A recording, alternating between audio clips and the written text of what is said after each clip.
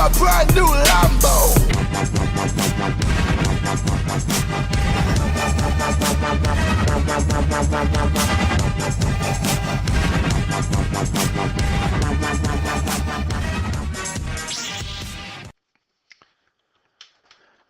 Up to this point, we've calculated probabilities primarily through simulation.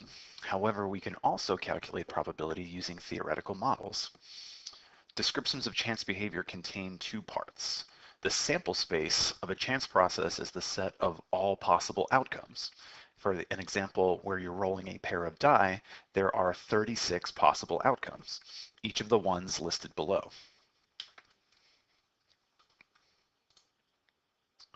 A probability model is a description of this chance process, and it contains the two parts: the sample space, which we can label with the capital letter S, and the corresponding probability for each outcome in the sample space. So in this example, the sample space consists of these 36 outcomes. Since each outcome is equally likely, we can describe the probability of a given outcome as 1 in a 36 chance. This represents the theoretical probability of each outcome in the sample space.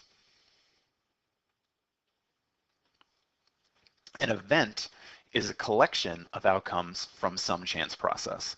That is, the event is basically a subset of the sample space, or containing some elements of the sample space.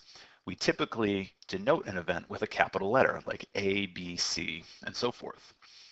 Below is an event defined as A, which is representing we get the sum of 5 on our 2 dice roll example.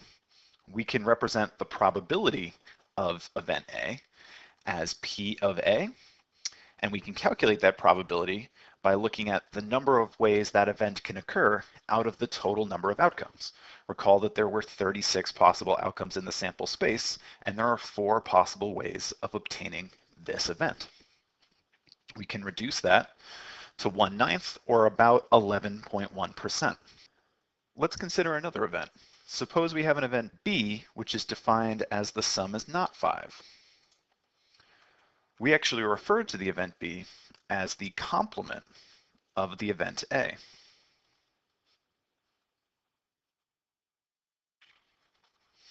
It's complement in that it's representing all of the outcomes which are not defined as event A. To calculate this, we could basically consider all of the possible values in the sample space, which is 36, and we can subtract all of the possible values of A. We'll get then 32 out of 36, which can reduce to 8/9.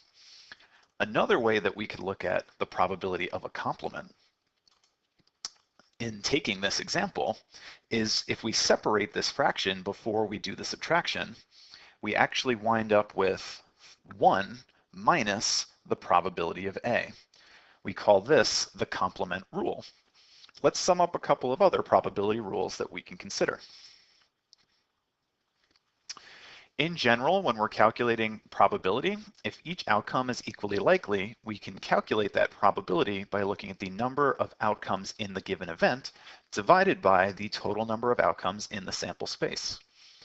That kind of gives us a set of boundaries on any probability, because the smallest value of probability can be is if that event cannot happen, or there are no possible outcomes in the sample space which represent the event, giving us a minimum probability of 0. Similarly, the maximum probability would be if that event happens to be the sample space. If we're calculating the probability of the sample space itself, we wind up with the number of ways that event can happen, which is the number in the total sample space, divided by the number in the total sample space, which is really just 1. So if the event represents all possibilities, that event is 100% certain to happen because it represents all possible outcomes. So any given probability is somewhere between 0 and 1, and the probability that any event happens is 1 because something must happen. The probability that an event A does not occur is referred to as the complement of the event A. We typically will denote that with A with a superscript C representing complement, and it's given by the formula the probability of the complement is 1 minus the probability of the original event. Let's consider an example of this. Say I want to find the probability that either a heart or an ace is drawn from a standard deck of cards. Well, here is a standard deck of cards. There are 52 total cards present in the deck.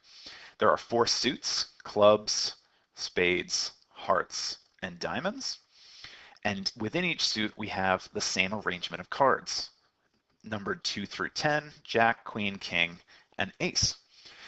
So for my probability, if I define this event as A, the probability that event A occurs, labeled probability of A, would equal the total number of outcomes divided by the sample space.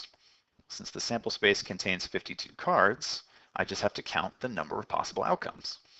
So here I have 1, 2, 3, 4 aces. Then I'm going to count the remaining number of hearts: 5, 6, 7, 8, 9, 10, 11, 12, 13, 14, 15, and 16. So if I'm going to get either an ace or a heart, there are 16 possible ways to get one of either of those 2 cards, which gives me a probability of 16 50-seconds or 4/13.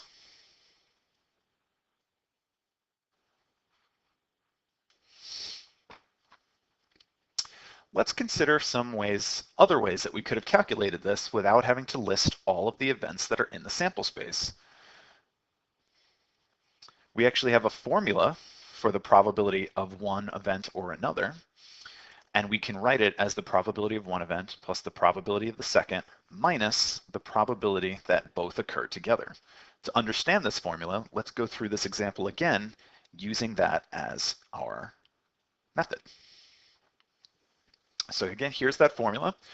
We're going to consider this now this way. We're going to find the probability that either a heart or an ace is drawn from the deck. So I'm going to start now by letting event A equal getting an ace. I know that there are 4 aces in the deck and 52 cards, so the probability of event A is 4 50-seconds. And event B, I'm going to let B getting a heart.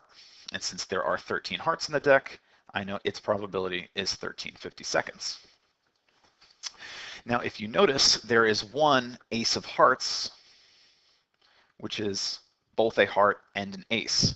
And this is why that subtraction is necessary, because if I simply add the 2 probabilities together, I'd be counting this ace 2 times. So I need to subtract off the probability of both of them occurring, which happens once. So when I calculate my probability that either A or B happens, I would get 4 50-seconds plus the 13 50-seconds minus 1 50-seconds. Altogether, that gives me 16 50-seconds, which was again 4/13. So either way, we get the same probability.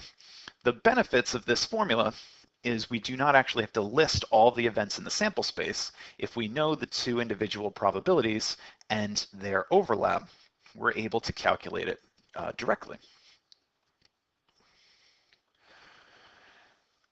In the case where 2 events are mutually exclusive, meaning that they have no outcomes in common, we can actually simplify this formula to simply the sum of the 2 individual probabilities, considering the fact that if the 2 events cannot occur together, or they are mutually exclusive, then this portion of the formula would simply be 0, leaving us with the simplified version.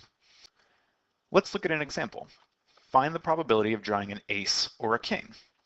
To calculate this, I'm going to let A be the event of getting an ace and B be the event of getting a king.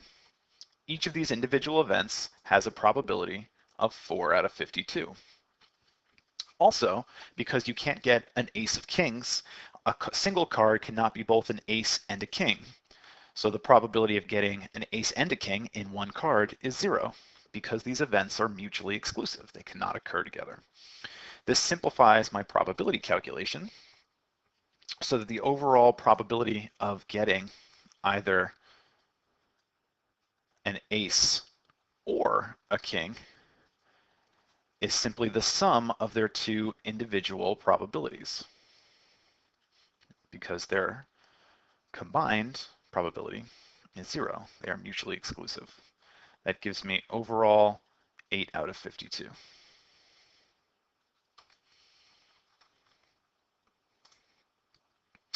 Conditional probability is the probability that one event happens given that some other event is already known to have occurred. Suppose we know that event A has happened, then the probability of a second event, B, happens given that first event is denoted by probability of B given A. Here's an example of what this would look like in context. Find the probability that an ace is drawn given a king has already been drawn. Well, let's let A be the event that an ace is drawn, and B be the event that a king is drawn, similarly to the last example. We would write the probability that I draw an ace given that I've already drawn a king in the following way, and I have to consider how this first event affects the outcome of my second. Well, if I draw a king from the deck, the number of cards that remain in the deck is now 51. It's how many is left after I've taken one king out. The number of aces that are left after I've taken one king out would still be 4 because I've not drawn any of them from the deck so far. So conditional probability, when calculating it, you basically need to consider how the outcome of the first event affects the sample space. And we can then calculate the probability as we have normally done. Two events can also be unrelated to each other.